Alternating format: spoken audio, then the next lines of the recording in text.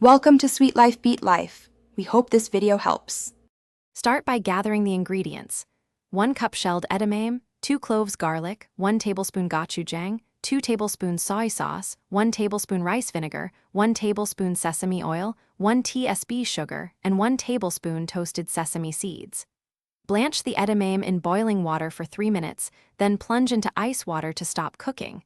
This keeps bright color and texture. Peel garlic and measure liquids precisely. Toast 1 tablespoon sesame seeds in a dry pan for 2 minutes until fragrant. Drain edamame. Place the chilled, drained edamame into a blender or food processor with 2 cloves garlic, 2 tablespoons soy sauce, 1 tablespoon rice vinegar, 1 tablespoon sesame oil, 1 tsp sugar, and 1 tablespoon toasted sesame seeds.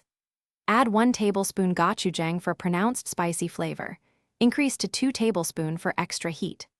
Blend on high for 30 to 60 seconds until silky. Stop and scrape sides once. If the mixture is too thick, thin it with 1 to 2 tablespoon water or 1 tablespoon neutral oil and pulse again to combine. Spoon the spicy edamame sauce into a serving bowl and garnish with 1 tsp, toasted sesame seeds, and a drizzle of sesame oil if desired.